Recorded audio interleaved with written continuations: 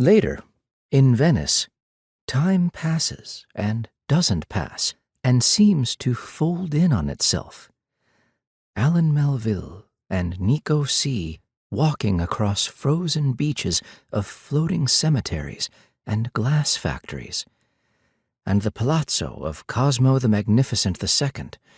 Cosmo, who Nico C. explains to Alan Melville, is one of us, one of the ones who you, I believe, might end up becoming if you really want to, appears to grow more and more rooms. And so, to keep from getting lost, Alan Melville looks at and studies the ever-shifting scale model in the middle of one hall that displays a longitudinal cross-section of the building. And me, Alan Melville, taking notes, Herman. I believe that my diagrams and itineraries are there, in my notebook, though my clumsy sketches will never give you an idea of what it was like and what it felt like to walk through that place.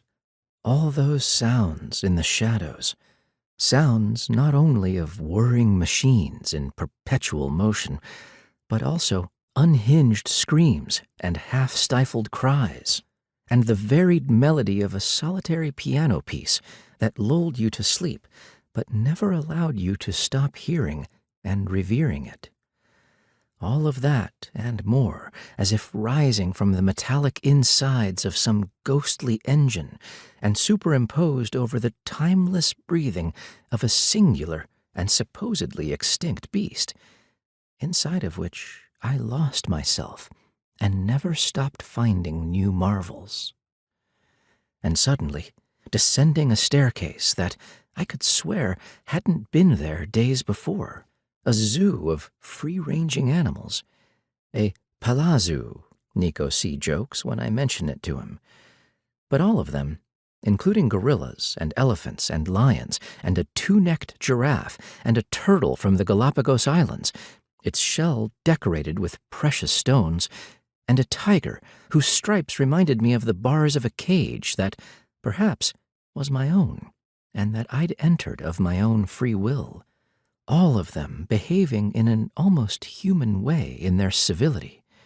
I'm referring here to civil people, of course.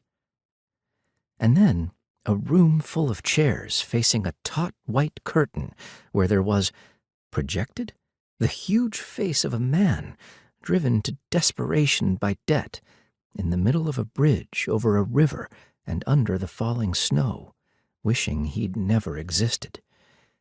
And I look at him and hear him and feel his despair and his desire to jump and to put an end to all of it and to himself as something I might end up feeling myself.